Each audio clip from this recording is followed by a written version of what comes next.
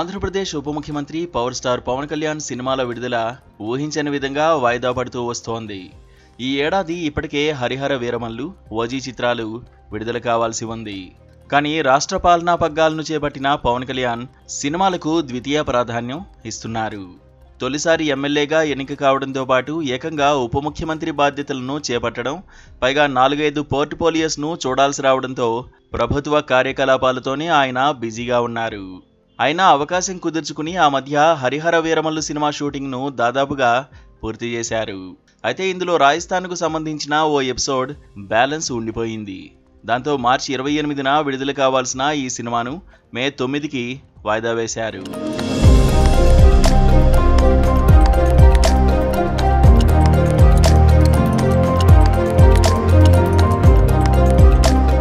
ఈ నేపథ్యంలో పవన్ కళ్యాణ్ చేయాల్సిన రెండో సినిమా ఓజీ కూడా పూర్తి కావడం ఆలస్యమవుతోంది. అది ఈ ఏడాది ద్వితీయార్థంలో జనం ముందుకు వచ్చే ఆస్కారం ఉంది. ఇక పవన్ కళ్యాణ్ కమిటైన మరో సినిమా ఉస్తాద్ భగత్ సింగ్. పవన్ కళ్యాణ్తో గబ్బర్ సింగ్ లాంటి సూపర్ డూపర్ హిట్ చిత్రాన్ని తెరకెక్కించిన హరీష్ శంకర్ ఈ చిత్రానికి దర్శకుడు కావడంతో సహజంగానే ఈ మూవీపై అంచనాలు భారీగానే ఏర్పడ్డాయి. అయితే ఇది తమిళ చిత్రం తేరీకి రీమేక్ అనే ప్రచారం జరుగుతూ ఉండడం, ఇటీవల హరీష్ రవితేజతో తీసిన హిందీ రీమేక్ మిస్టర్ బచ్చన్ పరాజయం కావడంతో కొంత ఈ ప్రాజెక్టుపై నీలినీడలు కమ్ముకున్నాయి. పవన్ కళ్యాణ్ అభిమానులైతే మొదటి నుండి ఈ తమిళ రీమేక్ను చేయవద్దంటూ మొత్తుకుంటున్నారు.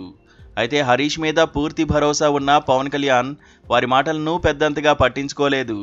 ఎప్పుడైతే మిస్టర్ బచ్చన్ బాక్సాఫీస్ దగ్గర బోల్తా కొట్టిందో పవన్ అభిమానుల డిమాండ్ మరింత ఊపందుకుంది.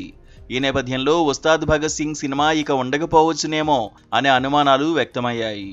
అయితే హరీష్ శంకర్ మాత్రం మిస్టర్ బచ్చన్ పరాజయం తర్వాత స్క్రిప్ట్ విషయంలో మరిన్ని జాగ్రత్తలు తీసుకుని మెరుగులు దిద్దాడని సన్నిహితులు చెబుతున్నారు.